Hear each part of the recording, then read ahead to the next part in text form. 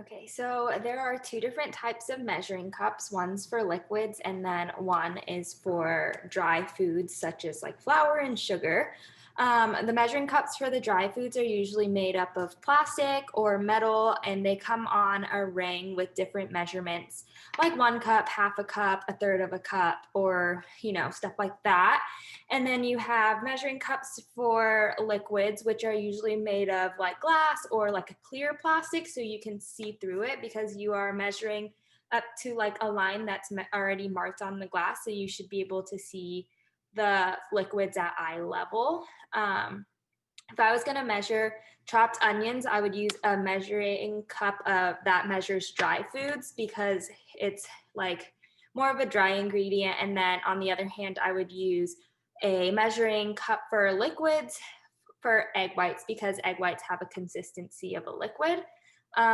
If there's a recipe that called for sifted flour and you didn't have a sifter or wanted another way to measure the flour, you could stir the flour in a bowl and then fill the dry measuring cup with spoonfuls and making sure that you're not packing the flour into the cup or tapping the sides to, you know, um, get more in there. And then after that, you can use a straight edge to level out the top.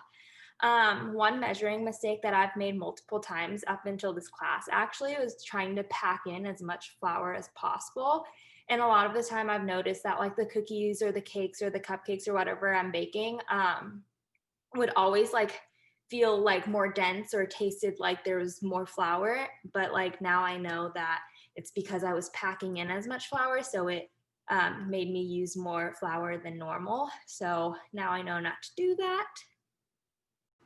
So this is a picture of all the things I'm using. I have a tomato, a potato, a cutting board, a paring knife, a serrated knife, and a chopping knife. A paring knife is a small knife with plain edges, and it's really ideal for peeling fruits and vegetables and other small things like cutting the seeds out of a bell pepper. And then we have a serrated knife, which is used to cut through foods with a harder outside and a softer inside, such as bread.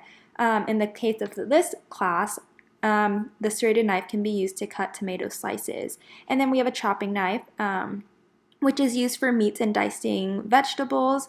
In this case, we will be dicing a potato and tomato. So this is what my potato looks like after I used a paring knife to peel it. I feel like I did a pretty good job considering I normally would use a potato peeler. The scraps and peels are pretty thin. I'm sure with more practice I would get thinner slices. I did feel like my potato was more circular with more curved edges, which is why I had, smaller scraps like these. But overall, I think it wasn't too bad and I did a pretty good job for my first time. So this is my potato cut in various different ways. Again, I did use the chopping knife to cut them. So first I have the potato slices. I think these are pretty thin. The shape is good. It's pretty even throughout.